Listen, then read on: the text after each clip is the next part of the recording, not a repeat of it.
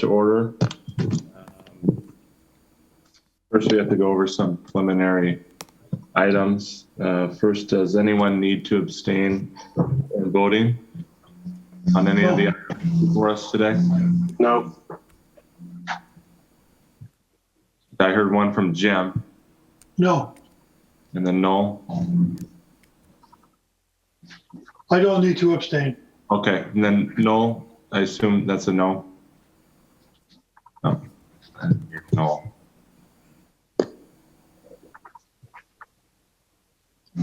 He's muted. No, can you hear me? Yeah, Do you need to, I need to abstain on anything tonight, so I'll review in a second here and make sure. so for me, I do need to abstain from item number 6.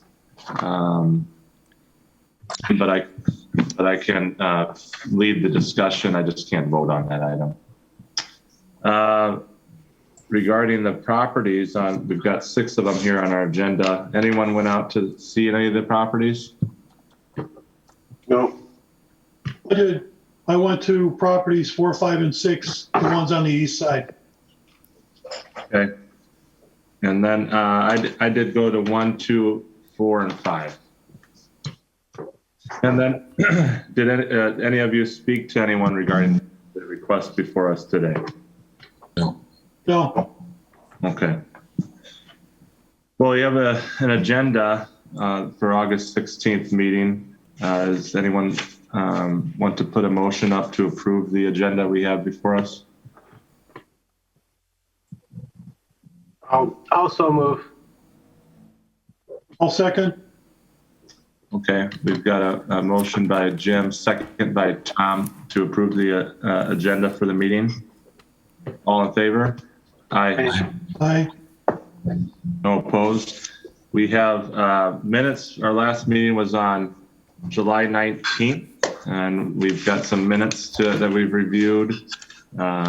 If anyone wants to put any motions regarding the minutes from our July 19th meeting.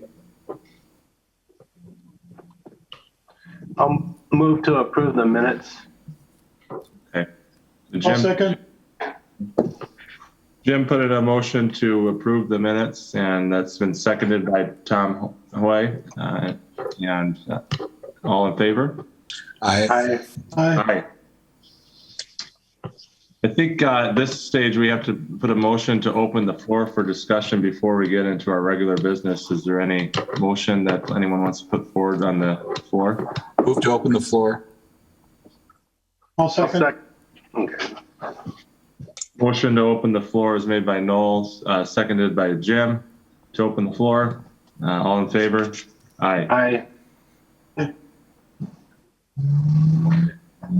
And Steph, normally Paul would tee him up and give a summary. Are you planning to do that today, Steph? Yep, I've got all the information he left behind.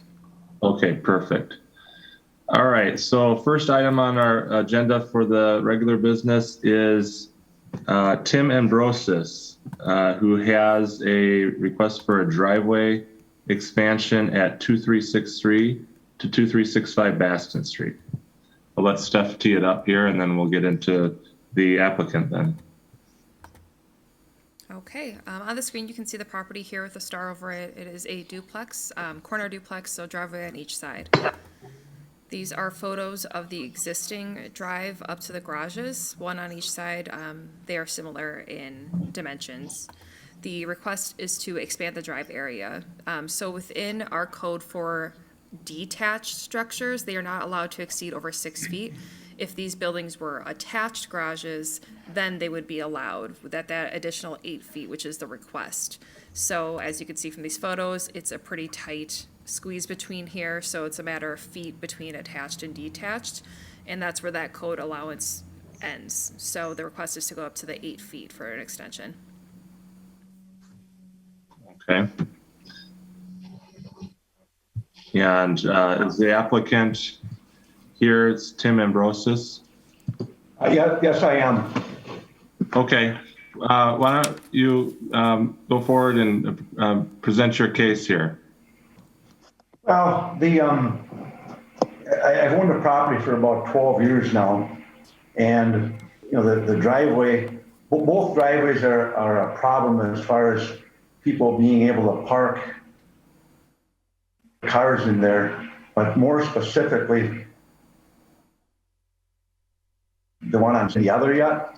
But so what happens is people, the tenants in there, they're both 2-bedroom units. So I would say in about 90% of the cases, people got 2 cars.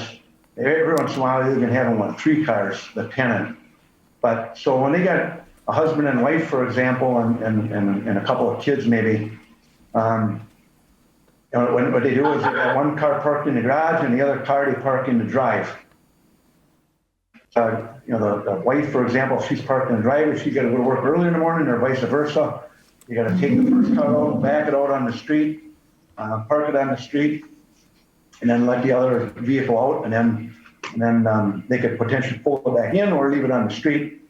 And that's just happening on a regular basis, and it's not only inconvenient for the tenant, but it's actually kind of a problem even with the people on the street traffic coming down, and again specifically on the Baston Street, because just to the east of the drive, it's not very far, the road curves, and there's quite a bit of traffic on that road, and there's actually more and more housing and apartments getting built up specifically down around the corner, and it's going to do nothing but more than eventually there'll be a lot more traffic.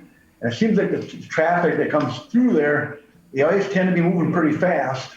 And that street there's not really wide. And even my own self, when I go over there, even to do a little bit of maintenance on there, I always need to park on the street because the driveway has got a car in it.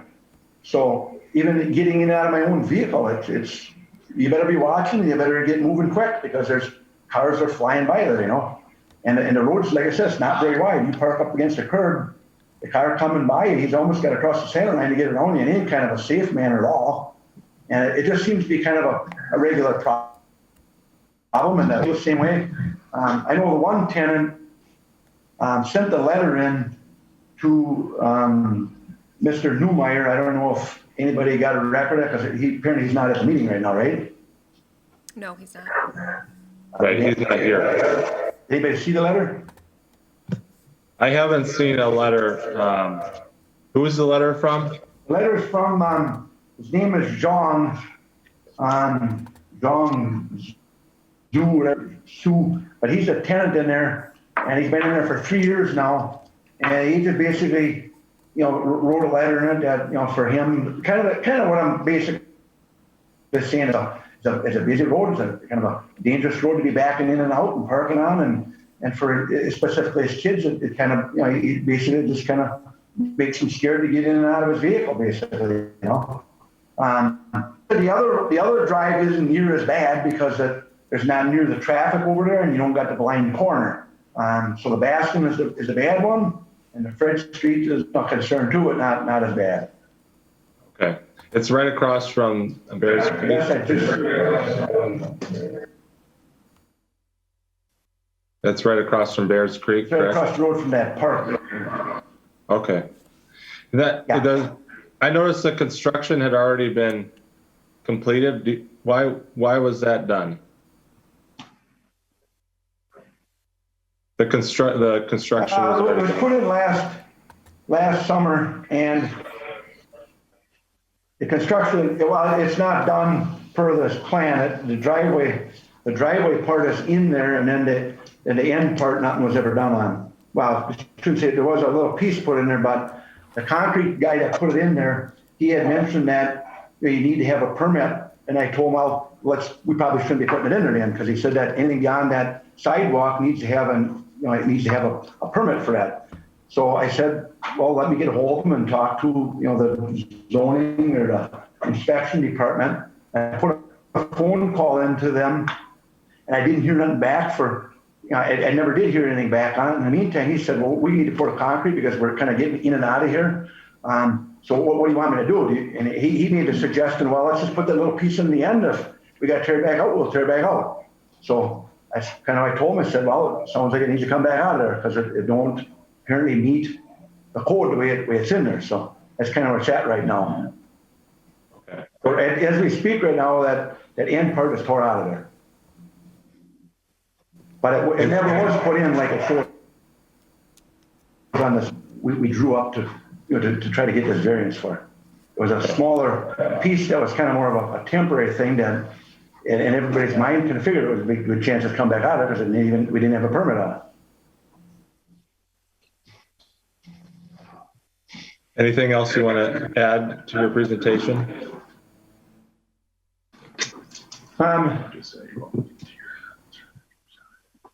Yeah, I guess the idea is we're kind of widening the driveway up, obviously, toward the interior, not toward the neighboring property owners. So I guess they should be, it shouldn't really bother them, I wouldn't think, because we're not going closer to them, we're going further away from them. And the cars, again, would be on or in the driveway rather than on the road. And I just think it would be in everybody's best interest parking in the drive rather than on the road. Is it blocking any entrances of any kind? Doorways, the new construction? No. Okay. Any other board members have questions for the applicant? No, I Jim, did check or the folder, and I do not have the letter from a neighbor or the tenant, but Paul's been on vacation for over a week, so it could just be in his inbox. Okay. So it's something that will be part of the file, though. It was a letter dated 8/10/21. Oh yeah, he's been gone since then, so. Okay. It was actually emailed him. I think he might have. I know I think he emailed it and he sent a hard copy. So, but yeah, it should be somewhere around for the record. We'll make sure that's part of it. Noel, Jim, or Tom, any questions for the applicant before we see if anyone wants to speak for or against?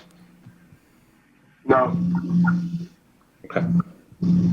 Anyone here that would like to speak either for or against the variance? Hearing nothing. Then I'd open up the floor for discussion between the board here about the application. Any thoughts, gentlemen? Just a question. It was said, Steph, that if the garages were connected, there would be no need for this variance. Yes. Okay.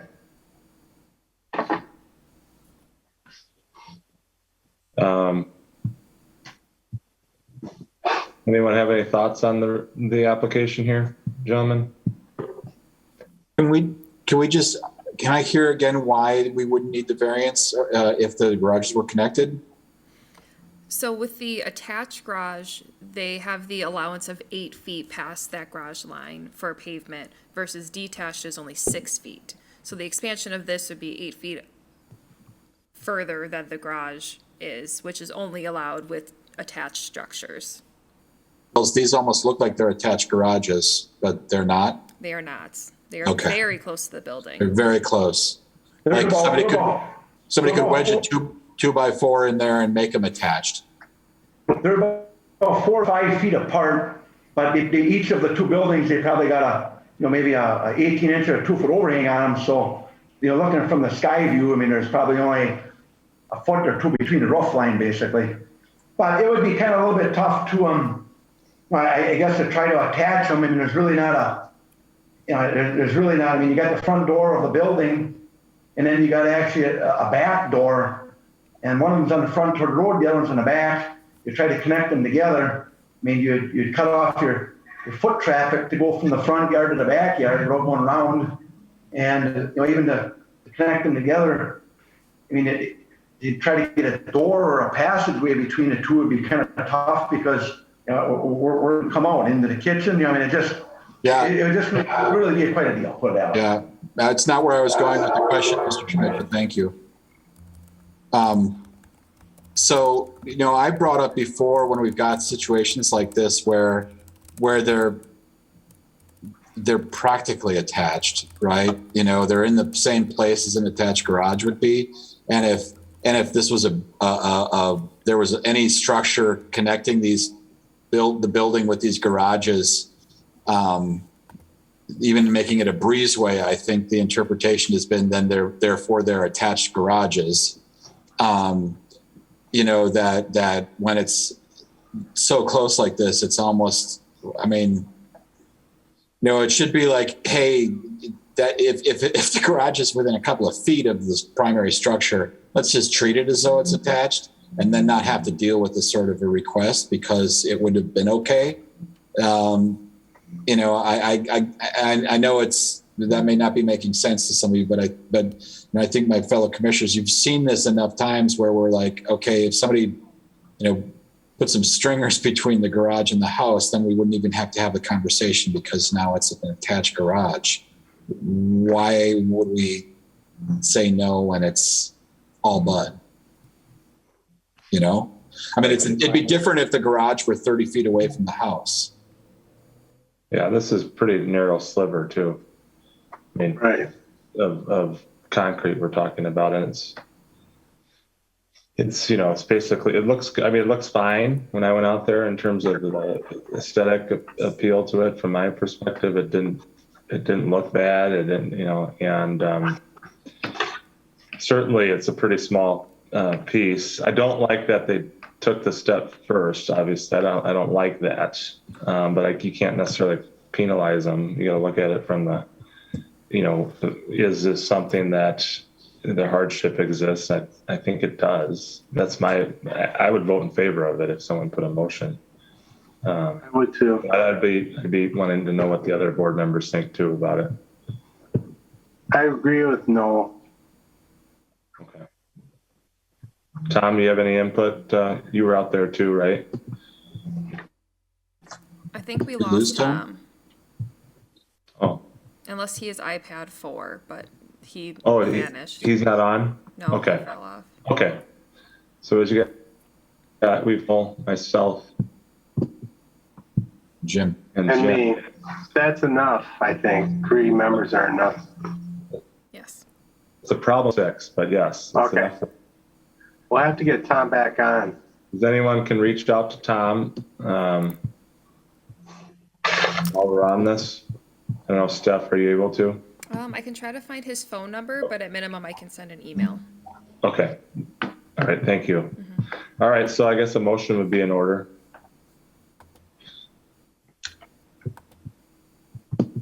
I'll move to approve the variances requested. I second. Got a motion by Noel, a second by Jim to approve the requested variance for number 1 on Baston Street. All in favor? Aye. Aye. Any against? You got your variance, 3-0. All right, thank you. You're welcome. Appreciate it. You're welcome. Okay, so we're on to number 2 here. And that is Michael and Leah Walczynski, who would like to retain an existing pool at 2733 Mariner Lane. Do we have the Walczynskis here? Yes, and I've got a brief presentation for you. Okay, This came in as a complaint through our inspection department. So this is another corner property here. The complaint is coming in with the side yard and front yard since it's a corner property. Photos here of this pool. So this is within 25 feet of the front setback, and it does not have fencing, nor does it have a pool permit, but we're not really as concerned with that. The alternative is that they could move this to their rear yard, which is very small, which may have its own setback issues, or simply drain the pool every 7 days. The applicant is not interested in doing that, and they would like a variance in order to keep the pool in this location. so you can have, just so I understand this stuff, you can have this pool here temporarily for up to 7 days. Yes. So long as you drain it and then you can continue to keep it there? Or I think what's, I it's- don't understand that. You have to drain the pools and then move them slightly. So But the you could idea still of- maintain it there, is what you're saying? Yes, because then it's a temporary pool. So kiddie pools are not regulated the same as a year-round or installed pool. But if it's a stationary pool, then it needs a permit, a fence, and it cannot be within that 25 foot of the front setback. So that's what the Okay. issue is here. Okay, understood. Okay, anything else, Steph, to add on the intro here? Nope. Okay, so then we'll move on to the applicant. If the applicant would like to present the case here. Hi, thanks. So it's a kiddie pool. We would like to keep the kiddie pool. The reason for not wanting to drain it every 7 days is, one, that's a huge waste of water. Two, my husband has cancer and we are very, very low on funds. So it would be a lot of financial drain on us to pay for the water. That's just a whole load of issues. Our backyard is very small. We can't move it to the backyard. We just want to, basically the pool itself is within 25 feet of the street. It's just not technically in the backyard because our backyard is so very small. And do you keep water in it at all times or what?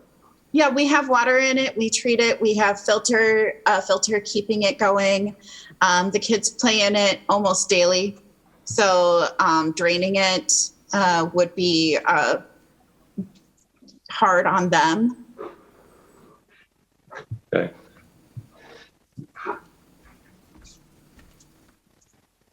Any questions, gentlemen, for the applicant? Jim, Noel, or is Tom back on or no? Yeah, Tom's back. Okay. Tom, any questions? Tom, you're on mute. Sorry. I think you're talking though. Now, my computer just crashed. Which one are we voting on? We're on number 2, Tom. And what's the direction of the board at the moment? We're, the applicant just gave a presentation of the case and now we've opened it up for the board to ask questions. And we're asking you if you have any questions. No. No questions. Okay. So then I'll turn the floor to anyone that wants to speak for or against. Alder Dorff. Thank you so much for calling on me, Chair.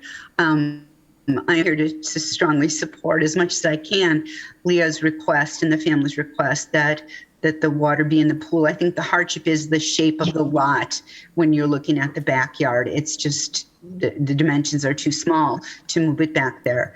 I know that there are many of us in the neighborhood also that are very supportive of this. And I don't know if there's no one has contacted me negatively, but certainly there have been many positive comments hoping that they can keep this kiddie pool up. So thank you for taking it into consideration. Thank you. Anyone else that would like to speak for or against? Okay. Hearing nothing, I'll open up the floor for the board's discussion on this variance request. Anyone have any initial thoughts on or questions or concerns? Again, the reason this needs a permit is it's within what? I guess I need clarification on what offset it's within.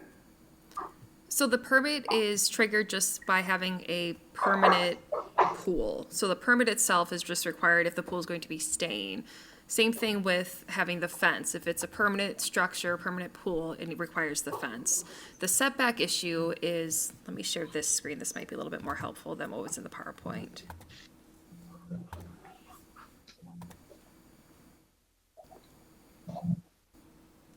All right, so because this is in a corner lot and it's a duplex, this is the only backyard space that they are working with, which is what they're saying, that moving it to the rear may be problematic in and of itself, because there is a 10-foot requirement off of this property line as well. But this is within the 25 feet of the front.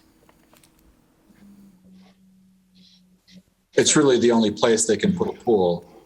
And if we enforce the code here, we're forcing them to pour the water out of it, move it a couple of feet, fill it up again once a week, Yeah. which just seems silly. I mean, I understand the regs. I understand why we have rules and regulations. but it's a kiddie pool in the summertime. And I don't know that, it just seems like, we should be talking about buildings and structures, and pavements and things like that. I'm inclined, but my concern is, I don't want to do something that, allows this to be left up over the winter or something like that, right? We're creating something I don't want to declare this a permanent pool by our action that then, means and where we're saying, hey, you can have a swimming pool at that location without a fence and other things like that. I'm not going to ask. No, I understand, petitioner, that you got some comments on this, and you're going to say no. You're going to be a good neighbor. I get that, but what I'm trying to say is I don't want our approval to permit them to dig a hole in the ground within that side yard setback and actually put a swimming pool in there that doesn't have a fence around it. All those other things, right? Because if we're variance from things like setback and required fencing and other things for a permanent pool.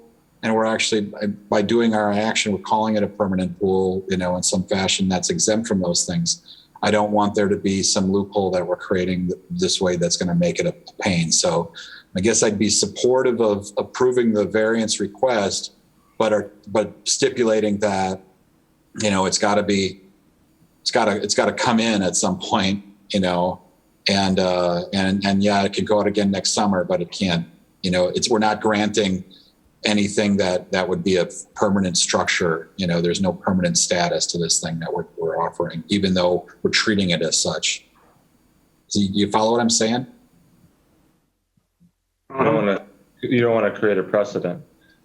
The question I have on the applicant though is the draining, is it just pulling a plug and then you just refill it? Or what's the deal with that? Yeah, there's in the base of it. Mm-hmm. And that would, there's enough volume of water and that would create a lot of runoff into the street. Okay. It's not like a smaller kiddie pool that you just kind of tip it over. It's big enough, but it's still only 9 feet. It's a 36 inches high and 9 feet wide. So there's enough volume of water that it would be a big cumbersome event to, let it out, drain it. It would be like a whole day to do that whole process. And we really only want it for the summer. We definitely take it down for the winter because it would disintegrate during the winter. What are you qualifying summer? Are you saying June, July, August, or what are you saying when we want it for the summer? Yeah, June, July, August. Okay. Maybe like a week into September. Okay. But yeah, as soon as the kids are in school, they won't be able to really use it much anyway. No, so I think your idea was to to put some condition on it. Is that what you're thinking here? Yeah, just to articulate that if we're going to permit this or grant this variance, that we're saying it's for this pool or one just like it, that it can't be applied to any other physical swimming pool if they bought a new one next year or something, a different one that this wouldn't apply. We got to talk about it again. Right. And that it's not, and it's not going to be up, longer than say, June or May 15th to September 15th, or whatever the parameters are. I don't particularly care on the detail, but just, like I said, I don't want to permit something that somebody could interpret later as saying, oh, there's a variance granted for a permanent swimming pool within the side yard setback, and I don't have to put a fence around it. Therefore, I'm going to dig a hole and put in a wading pool in my yard that's going to be a permanent feature of the property.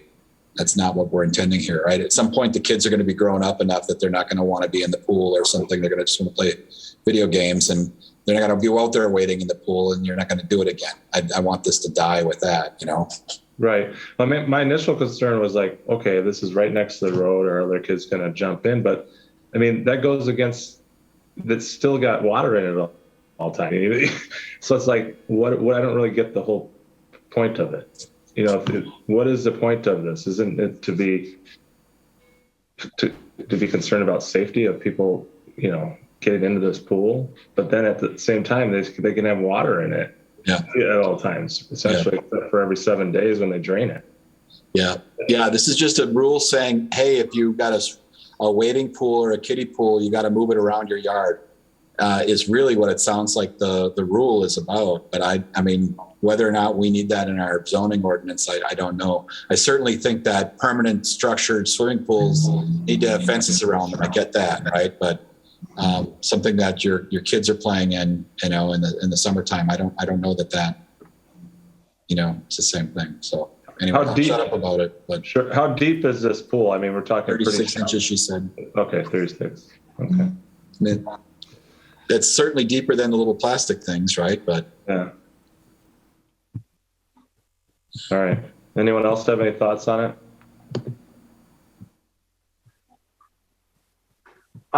Again, I'm on the same wavelength as Noel, and I think I would go along with any proposal he puts forth the way he said it. Okay. Noel, do you want to put together a motion here? Tom, do you have any feedback on this? You might have seen something like this through the years, but.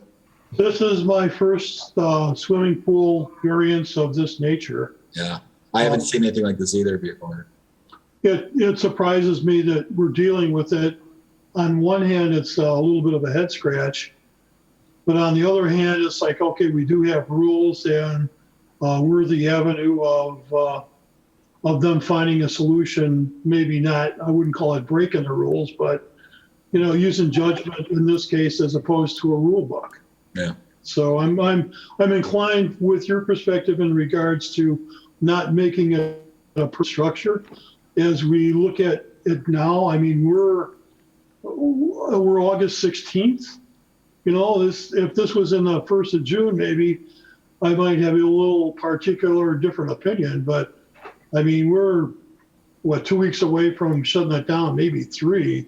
I'd let them keep it and then maybe sort it out next year as far as can we have Paul and the group look at that, and maybe they need to tweak it.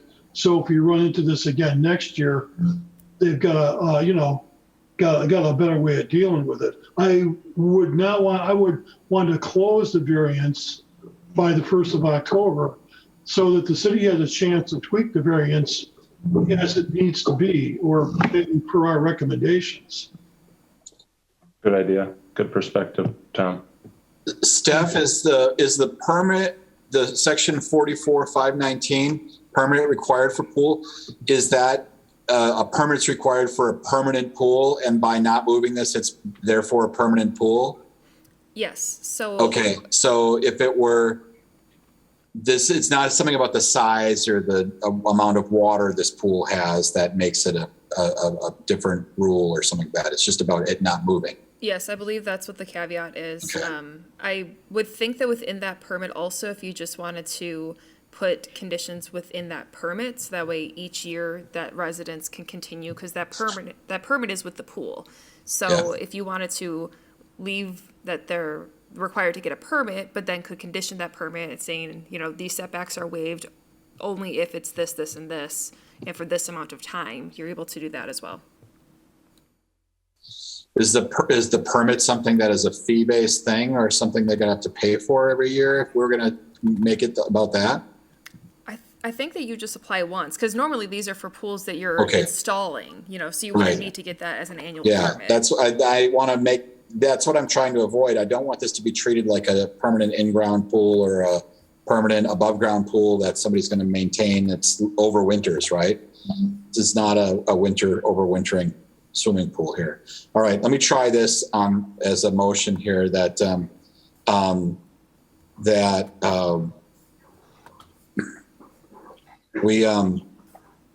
I would move we approve the petitioner's request to be permitted to have this pool stationary for the summer season, defined May 15th to June 15th annually.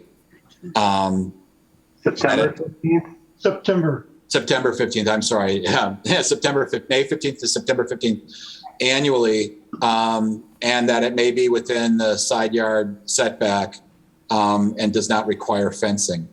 That this motion and this approval applies only to a pool of like configuration, not for any other pool that they might choose to install or place. Okay, motion was made by Noel I'll second. to approve the variance with the conditions. Any seconds? Here, Jim? Yeah, Okay, I'll second it. so we got a second by Jim. Motion by Noel, second by Jim. All in favor? Aye. Aye. Aye. You have your variance. Thanks, Leo. Thank you so much, Board of Appeals. I appreciate it on behalf of the Yes. neighborhood. Thank you. Thank you. You're welcome. Good luck. Number 3 on the agenda is David and Molly Trevor. Another pool. They would propose to install a pool at 3108 West Point Road in Green Bay. Do we have the Trevors here Yes. today? Okay. And then Steph, do you want to tee it up then? Sure. It's another blow-up pool. No, I'm just kidding. So this is on West Point Road. This is a property layout where this is at. This is for the rear yard request this time, so in this area here. This is a photo. This is a right-of-way path right here, so there's no neighbors on the right side of their property.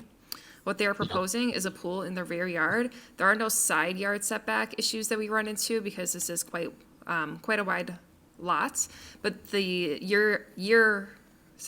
rear yard setback is supposed to be 10 feet. They're requesting 2 to 3 feet depending on the size of the pool.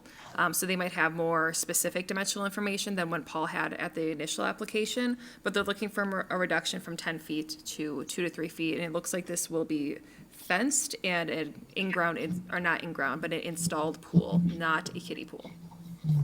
In-ground. In-ground fenced pool then. And the construction has not happened. Is that what I'm hearing? No. Okay. No. All right. Anything else, Steph, before I turn it over to the applicants? Nope. Okay. All right. So the Trevors, would you like to present your case here? Yeah, thanks. So we have been considering getting an in-ground pool, and we talked to a pool person, and he would have to put it in closer than 10 feet to the backyard. And the picture that was up, that white strip, it kind of looks like it's the house, but it's not. But anyway, I do have some pictures that I could share with you as I talk instead of try to explain. So can I share my screen? You should be able Can to. you help her with that? Yeah, if you're not able to, let me know. I'll give you some permissions.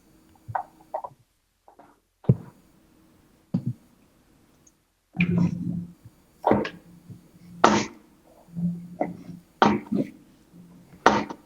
don't know. Can you guys see the screen? Yes. Yes. Okay. So I'm going to zoom in. You can see the interactive map of our property.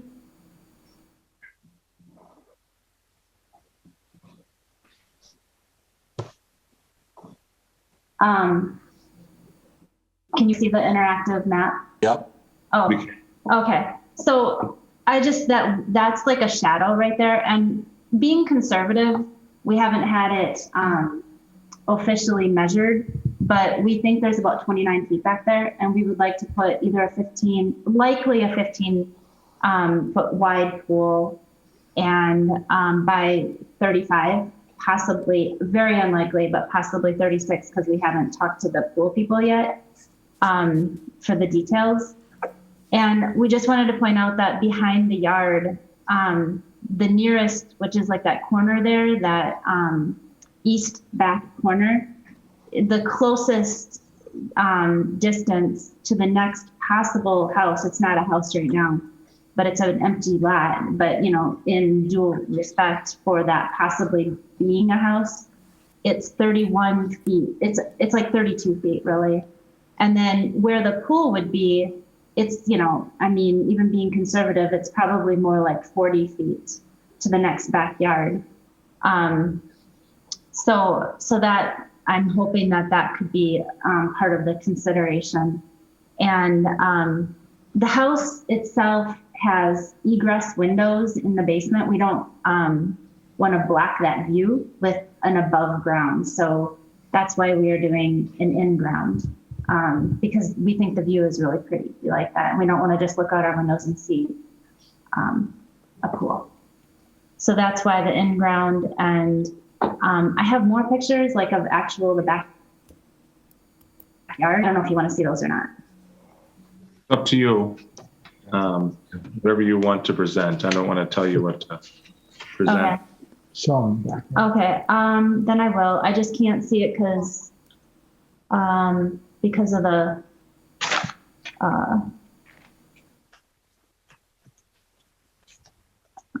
okay. Let's see. All right, I'm not sure what you guys can see. Can you see the backyard pictures now? Okay. Yeah. So this is, what it looks like. So I think, any water draining over, or I don't know why the ordinance is there. I'm sure it's there for good reason. But being in an area like this, it's almost like any water spilling over or anything that a pool would affect the back, and that's why it would have to be 10 feet away. It just wouldn't be a concern, I think, because of the situation. And there's the pool. It's likely going to be a 15 by 32. And honestly, it will probably be about 2 or 3 feet away. But if possible, just to allow some flexibility, because we really need to sit down and draw this out with the pool manager, we might want to make it a foot away. I don't know though. So I'm just putting that out there in the consideration. And I think that's all I have though. So who owns the property behind you? It's a pond. Oh, okay. It's owned by the city. So nobody can ever build there within 30, 40 feet. Okay. I actually had a different owner name. It said Barton Development or something like that on the thing. Yeah. Barton Corporation, Wisconsin. It's their It's stormwater the facility. builder. Yeah. But they won't let him build there. It's the retention pond for the subdivision. Yes. Yeah. It'll never be built on. Yeah. But Yeah, it is and nobody privately owned. Yeah. And nobody walks on there. I mean, that's fine if they do. I mean, but we don't get people back there. I don't know. It is kind of like someone's property. It's the builder's. Yep. Any issues with the neighbors? Have the neighbors know about the pool or? Yeah, we've mentioned to the neighbors about the pool, on both sides and even down the way. And they have kids, and they're over at our house a lot. And they would be at our house even more after this. I think they would really like it. Okay. So as far as we're really concerned about, it's more in dealing with the setback from the back of the yard rather than the sides. Correct. Exactly. Yeah, we have no problem doing 10 feet away from the east and the west. It's really the backyard, and to be bothering anybody back there, who, that's the issue. I don't think there is any bothering of people back there. So do you ask for 2 or 3 feet, or what are you asking for? If it's okay, I would like to ask for a foot. Okay. So you're kind of modifying your request today. If that's okay. All right. I mean, I don't, I'm But you can ask. Yes, I can ask. If But you said yes to 3, we'd gladly take it. Yeah. But I just want to allow some flexibility in the plan. Yeah. Okay. All right. Anyone else on the board have any questions for the applicants? And I don't want to cut you off. Did you have anything else, Trevor's, to add here on your? Oh, I just have to figure out how to stop sharing. Okay. Up there, right there. Oh, I got it. No problem. Tom, Jim, or Noel, any questions? It was a great presentation. I don't have any questions for the petitioners. I do have a question for Steph. So I'll wait done with this. I have a question about the pond. Is there a pipeline out of it? I mean, or is it just sit there? It just sits there. Okay. It could honestly use some good pool water in it. It's been kind of moldy and icky looking all summer. Oh. Okay. Thank you. Anyone else have any questions? I know Noel, you've got a question for Steph, but Tom, do you have any questions for the applicant? I guess, okay, so we're looking at almost a semi-drought condition with how much water is in the existing pond. Would there ever be an impact where there was a lot of water in the pond and they had to drain the pool? I mean, from a city perspective? I would think right now would probably be the high water time with the amount of rain we got this summer. Okay. I'm just wondering if there's any kind of an implication as far as you drain the pool, because that's likely where the water is going to go, right? Goes into the pond. If the city has any concerns about, offloading the pool water into a city pond. I don't think in-ground pools are drained into a storm system. It's treated water. I mean, chlorinated water. Don't they go into a sewer if they're going to go? Okay. No, I was just tossing out the concern, though. Yeah. Not to worry then. And also for a below ground pool, I don't think we're going to drain it as much as you would drain an above ground pool. Yeah. Okay. You just cover it and contend with it after the weather changes. Steph, if we were talking about a shed right now instead of a swimming pool, what's the rear yard setback on that? 4 feet? 4 feet. Yes. 4 feet sounds right. Yeah, I'm not comfortable with a foot setback on a swimming pool. They've got enough room to move that thing closer to the house. They've got 11 feet between the structure and the beginning of the pool as they can see it. I wouldn't go lower than 4 on this, just because it just seems like the pool shouldn't be right up to the lot line. In any case, yeah, I appreciate that there's lots of room behind and everything like that, but just thinking, got to have a little bit of space around it. 4 feet sounds good to me. Well, but the pool guy said 3. If he was gonna do it, he would need at least 3. That's what he told us. I mean, we could ask him for 4, but he just wasn't comfortable doing it at that. No, for what it's worth, I'd be willing to go 3. My reasons would be, if I look at the other lots, I mean, their backyard is so small compared to the other lots, and then what's behind there. Yeah, no one's gonna build on it, so I'd be fine with 3. Yeah, and I guess what I'm thinking about is if someday that retention pond was re-engineered and that land subdivided and somebody stuck in a couple more houses back there somehow, you could have an adjacent property right at the back, and maybe they put a fence up right along the lot line. So if you're only a foot between the pool and that, somebody gets into trouble in the swimming pool, whatever, you've got no place to be along the edge of that pool and help them there. I'm kind of I wouldn't go narrower than 4 feet, because then you've got, 3 guys could stand and help the person in distress in the water or something like that. So I just don't want to go any closer in case the adjacent owner ever, put up a fence on the lot line. So I guess that's why I'll hold on that. And vote no on something that's smaller than that. But you guys call it like you see it. Okay. Or I'll just move approval of the variance requested except at 4 feet from the rear lot line, and you guys can second or vote it down if you don't agree with me. Sure. All right. Noel's got a motion to approve at 4 feet. Do we have any seconds? I'll second. Okay. We got a second by Tom. Motion by Noel. All in favor? Aye. Aye. Aye. Okay. I'm 5 feet for sure. Can there be another motion for 3 feet? Yeah. No, we just approved it. Hold on. So Jim, there can be. If we're locked at 2, right, then another motion could be made. Oh, if they're locked at 2, I see. Right? Am I right on that stuff? Yes, Steph? yes. Is that the protocol? From what I understand with Board of Appeals, since you guys have 5 members, you have to get it approved with 3.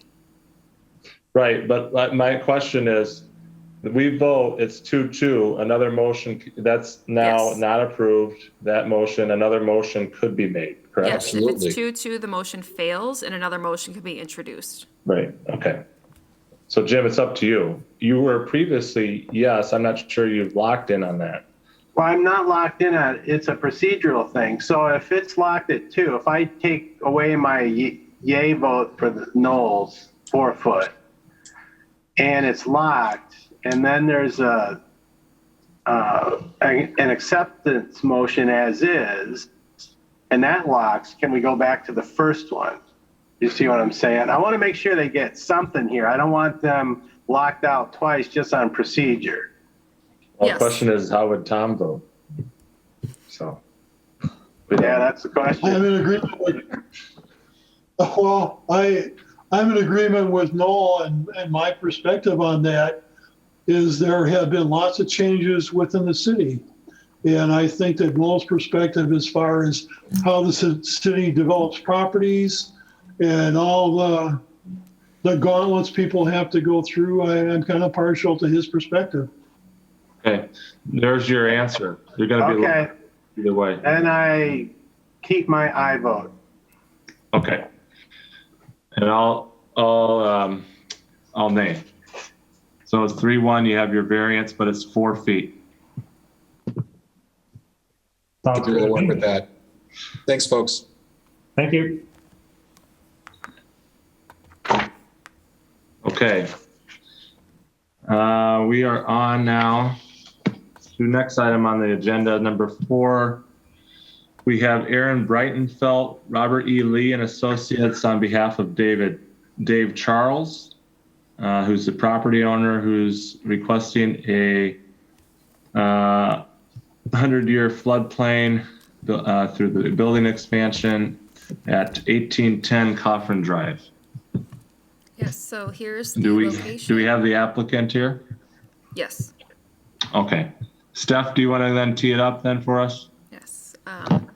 Property outlined here with the star. This is the existing building up front.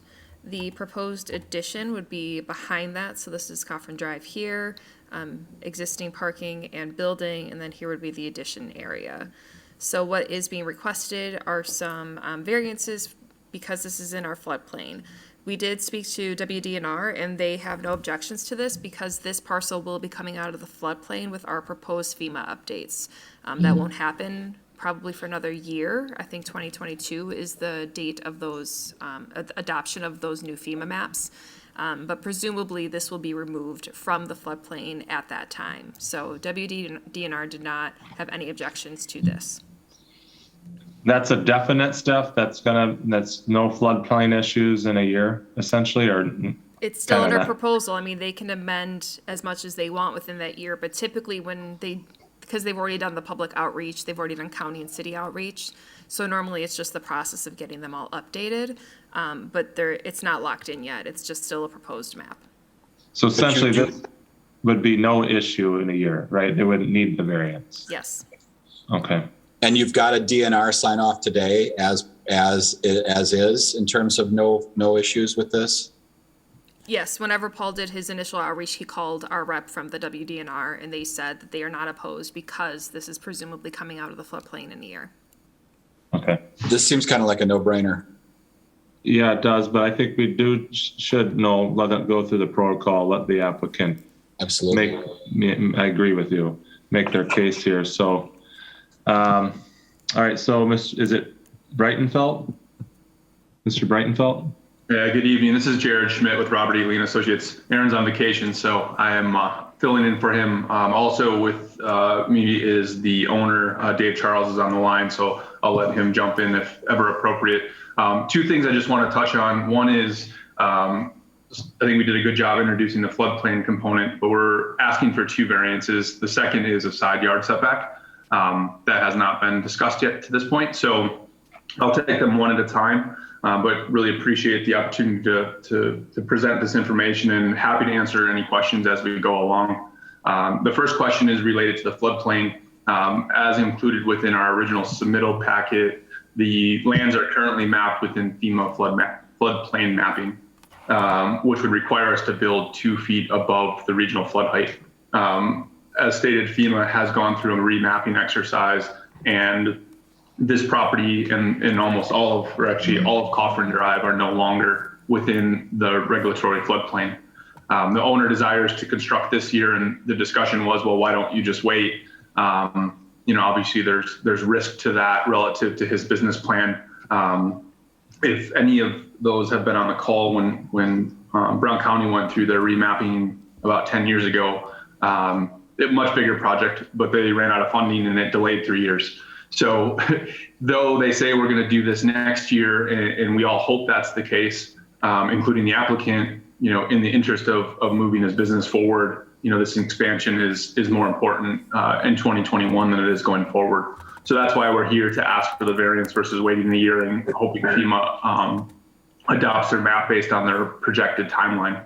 But what we do know is that we are asking for the building to be placed above what is the current regional flood height. So even if that floodplain stays in place and it doesn't get amended, we're still asking to be above it. We're not asking to drop below that height. And I think it's important to have that conversation that as we look at the mapping today, we're out based on what is poor data, but we're out based on what the FEMA is. So I think someone may have said it seems like a no-brainer, and I tend to agree. But we want to make sure that we present and discuss the whole concept. The other item, and thanks for putting the image of the proposed plan, is Coffrin Drive runs east-west. On the west side of the property is proposed pavement that directly links to another property owned by the applicant. They're 2 separate parcels. The desire is to keep them separate.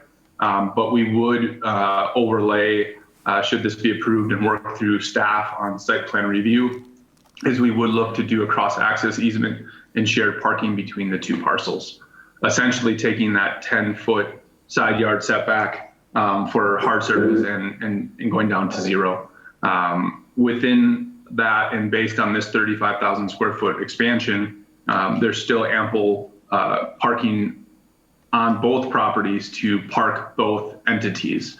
I think required based on code is 62 stalls, and we're providing 112. So there's more than adequate parking to meet code minimum for all of the property or all of the buildings that fall on both properties.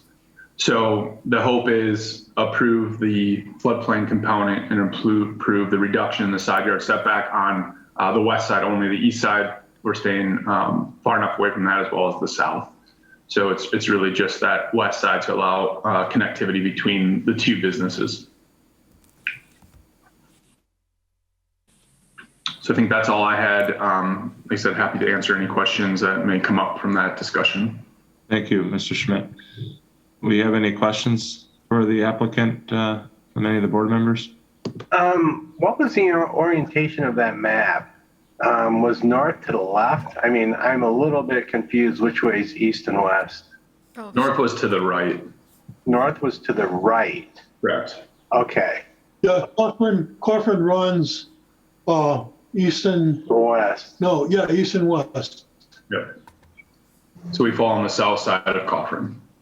Okay. So the left side of the building then, the west side is where you're, asking for the reduction in offset. Correct. Any other questions, gentlemen? Hearing none, open up the floor if anyone wants to speak for or against this variance request. Yeah, I have a couple comments. I was kind of floored that they had to deal with a floodplain issue.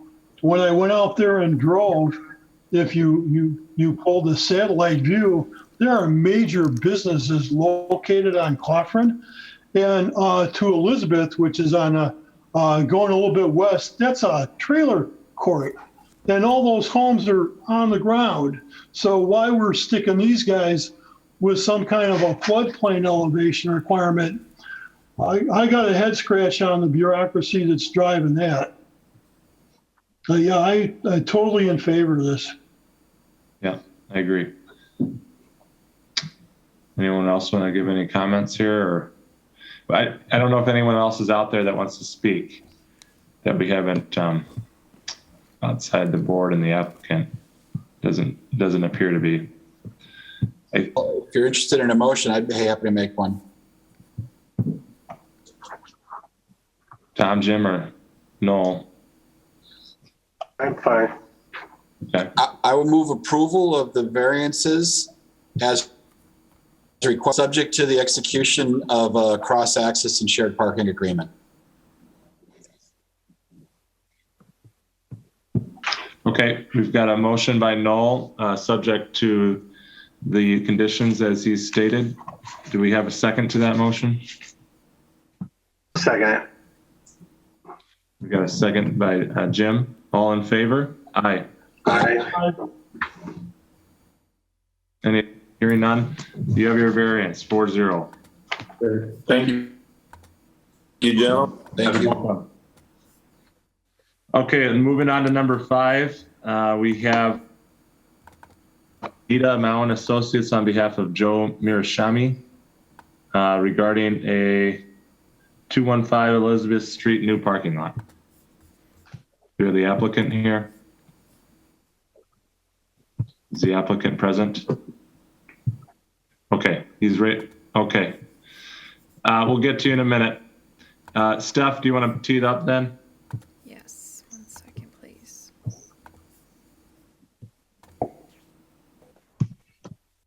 Okay, here is the subject parcel. This is on Elizabeth Street. This is Main Street here, just for reference of property. This is also going before our Plan Commission for a rezoning that will not impact this necessarily. The setbacks are generally the same within the 2 districts that we're looking at, but it is coming up at our August 30th meeting as well. So with this is a site plan they're looking to do for auto sales. We do require for any outdoor sales that a 5-foot setback be required with landscaping between the road and then that sale area. They are requesting a reduction of that down to 0, as they would like to do parking their cars along Elizabeth Street. I think that is the only variance as part of this, is the reduction for that setback, and then the front yard as well here. Okay. And here's generally what it looks like today. Steph, can you show us that overhead again, the aerial?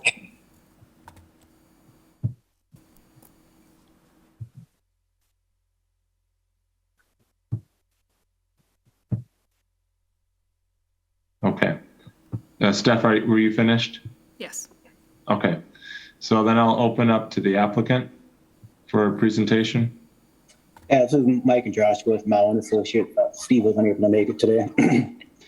Yeah, Mr. Mirashimi, I'd like to put an auto car lot on his parcel. His parcel just to the south at 1589 Main Street was just approved last year to have the same variance of the pavement right up to the right of way. We have discussed other options for doing this, doing the 5-foot buffer. However, to keep the aesthetics of this parcel to the south and just a general competitiveness of the car business, having the view from the road for passerbys is pretty essential. Another benefit to this is by allowing the parking closer to the road, just gives us more green space to the back and to the west of their parcel, which is all residential. Having this few less car spaces here in the back there, that allows a lot of more green space, trees, etc. He also plans on fencing off the area to block the view from the residential neighborhoods. He has had quite a few letters of support from the surrounding neighbors. They're really happy that he's actually going to clean this lot up. It's been a bit of an eyesore in the past year. Back in 2005 or 2000, there was a bar in the back of this lot. At that time, the pavement was all the way up to the right of way as well. It seems to have changed maybe back in 2005 after the bar had burned down. But that is his proposal that he would like to make. Okay, thank you. Any questions for the applicant?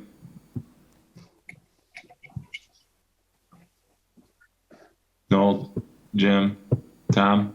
I guess I'd just like to see if we could, Steph, because we don't have access to it in our online packet, that plan view again. Not the aerial this time, but the actual plan.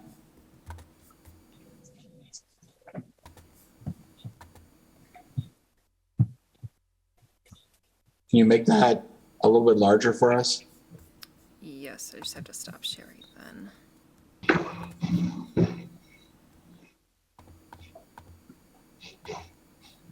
Paul did want me to add, I forgot about this, that the initial request was approved based on the size of the lot. So the initial variance that they were discussing that was last year, to his memory, was because of the size restriction of the lot. There, is that better? So that existing building is staying? Or is that coming out? The existing building is staying. He has plans on renovating it, making it more appealing. And Steph, you said this is in front of the Plan Commission? It will be on the 30th of this month for a rezoning. Okay. I don't have any other questions, Mr. Chairman. Anyone, Tom or Jim? So there's sidewalk that goes along each street. Yes. Mm-hmm. And how far off the edge of the sidewalk property side is the property line? About. I believe it's right up to the property It line. is the property line. The sidewalk itself is the property line? Essentially, I don't know. I don't have an exact measurement, but essentially, yes, the same line. Okay, so you're talking inches or right on the line? Okay. Yes, it's very close. Tom, do you have any questions at all? No, I just seem to recall that when we approved the variance last year, it was for the setback from Main Street. And based on the configuration of other businesses like Blaney's Bar, which is right next to that, I mean, they go right up to the sidewalk too. So I think that was where we got involved with the front part of the parcel between Elizabeth and Main Street. Yeah, we've been down this road before. Yeah, well, as far as Main Street goes, not Elizabeth. Yeah, right.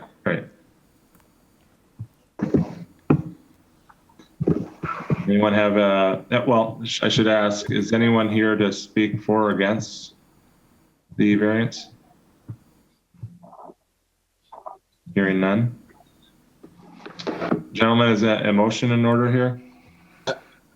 I'm willing to take a crack at it. I think that, given the configuration of the property and the history of the, everything else, it's kind of an odd duck.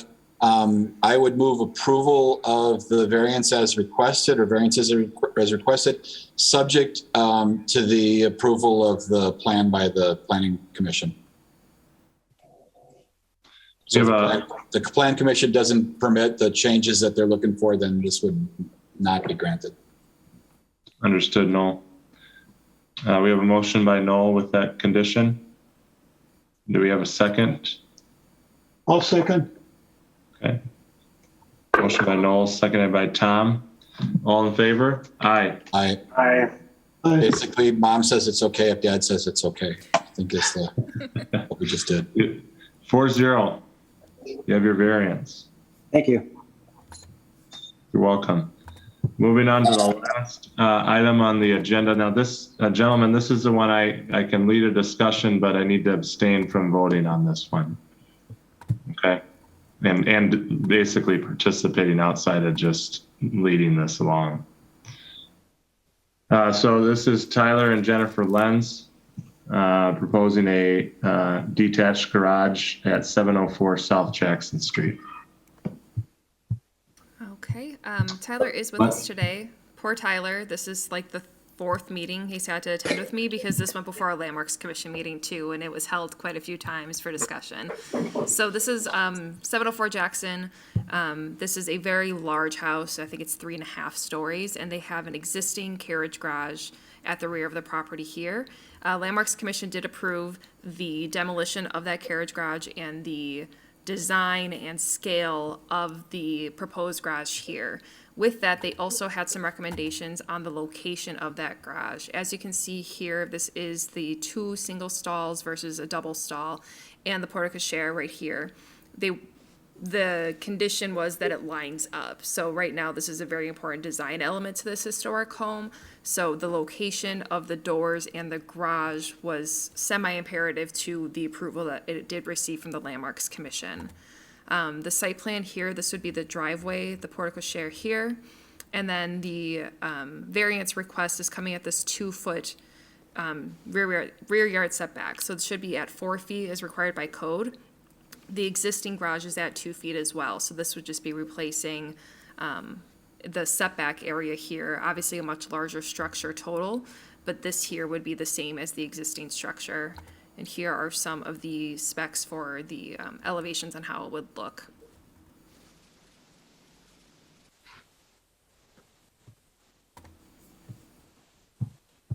And that's it for me. Okay, thank you. Does anyone, Steph, I'm sorry.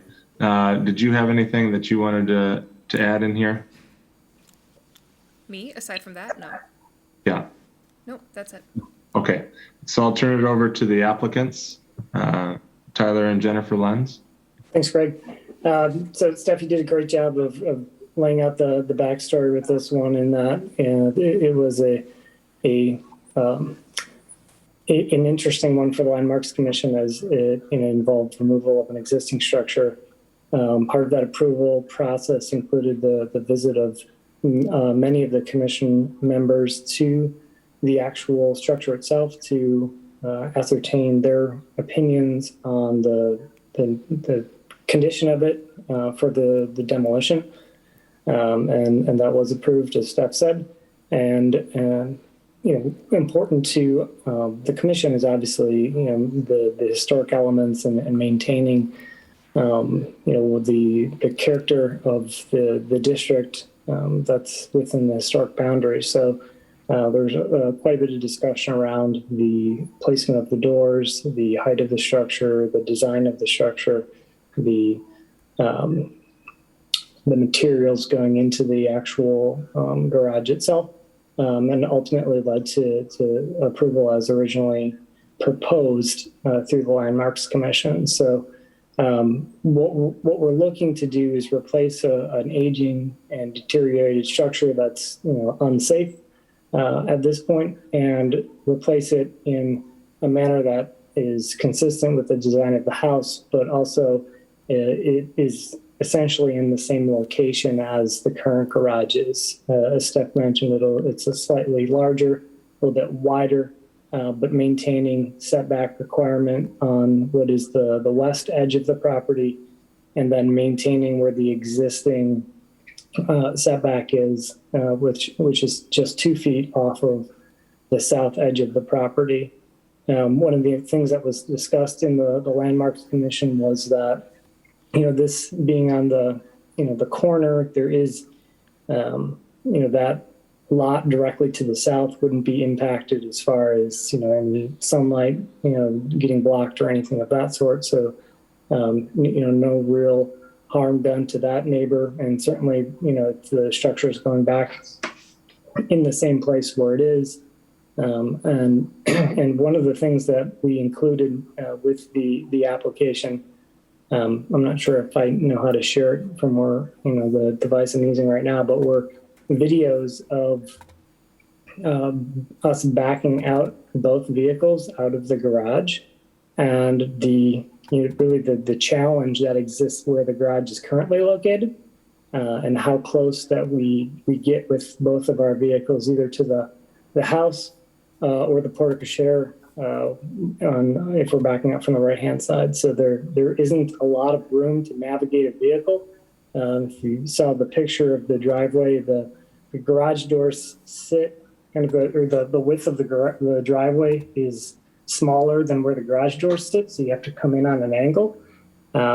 If we were to move that garage 2 feet closer to the house and maintain that 4-foot setback, I don't think it would be possible to navigate our vehicles into the garage. I don't think it could be done. I wouldn't want to take that risk building a garage only to find out that I can't use it. So, at this point, we're kind of left with, if we can't get a variance on this, a garage that at some point is probably not going to be there because it's in terrible shape. And to repair it is just not really feasible. Is it possible? Yes, but you're talking about foundation issues, structural issues. The ceiling is almost ready to fall down. At this point, I can move it with my hand if I reach and touch it. It is very dangerous and unsafe, and at some point will not be there. So that is the reason for the variance request. So I'll turn it back to the group if there's any questions from me. Thank you, Tyler. Anyone on the board have any questions for Tyler? I'm trying to get my arms around the new footprint relative to the old footprint. So you're talking about the south line of the new garage will be the same as the south line of the current garage? Exactly, yes. And then in terms of the east and west ends of the current garage, where are they at, of the new garage, where are they at relative to the current garage? Yeah, so both the east and the west ends would be extended 6 feet in each direction. So the layout that you see now, the dash line. Oh, those dash lines are the old, current garage? That's correct, yes. Okay.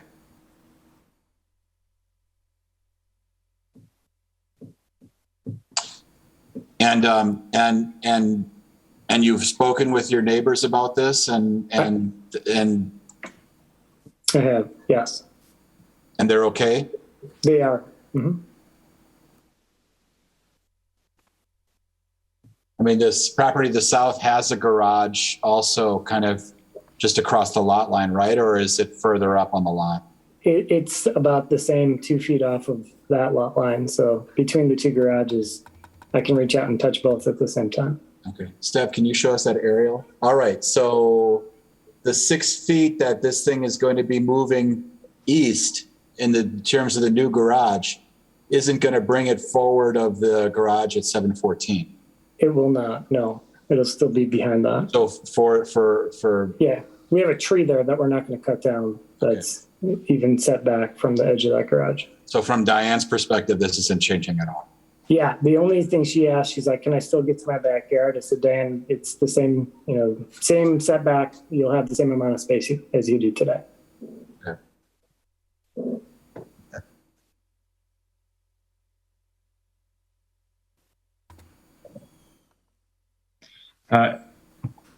Well, we should be able to use our garages, right? That's what we built them for, was to be functional and to hold cars. And sometimes the ones that were built a century ago don't work for today.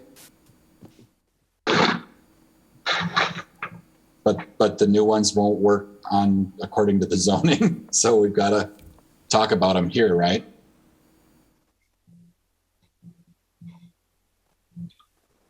Jim or Tom, any questions for Tyler?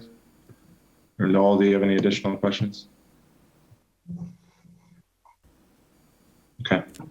I think it's pretty obvious what the intent is, and if the garage was going right exactly where it was before, would there be a need for an application?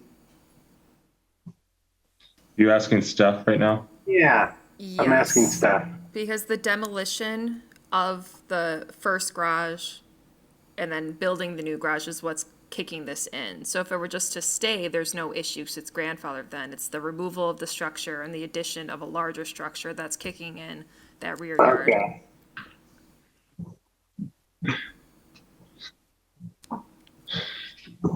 Anyone else got anything on the board here? If not, I'll open up to anyone that wants to speak for or against that's joined us. Hearing nothing, we'll go into the discussion regarding this application with the board here.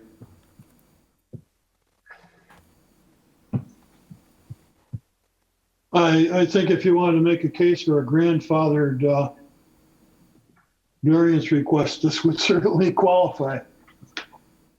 He's, working with the powers that be as far as trying to conform to the norms of the neighborhood as well as the existing, I forget the name of the group. But I think he's trying to meet every requirement he can, and he's got a garage that's falling down. I would offer up a motion to approve the variance as requested. Okay, thank you, Tom. We've got a motion by Tom to approve a variance as requested by the Lenses. Do we have a second? A second. Got a second by Jim. Motion by Tom. All in favor? Aye. You have your variance, 3-0. Thank you. You're welcome. Okay, that's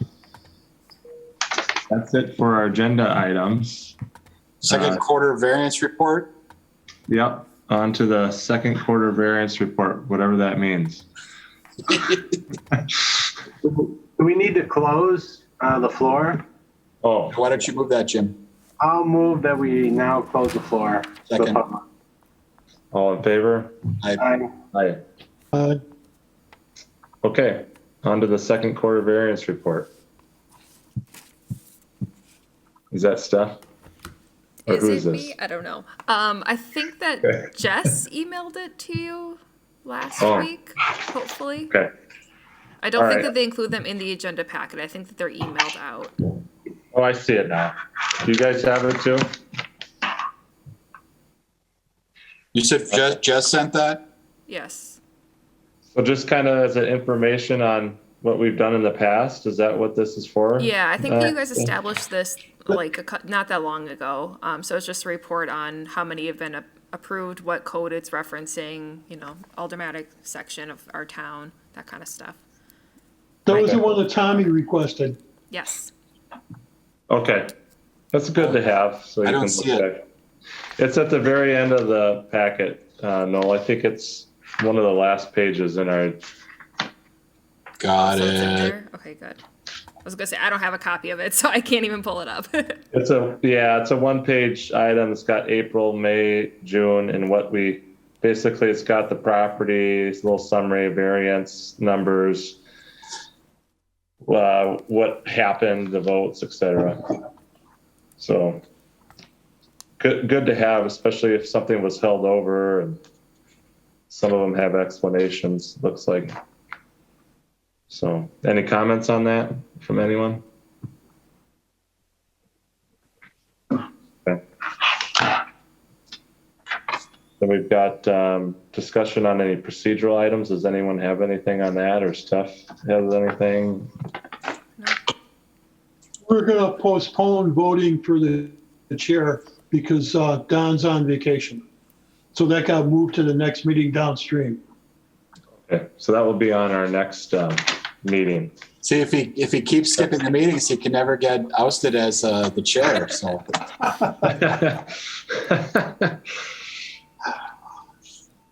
Oh, gosh. Anything else?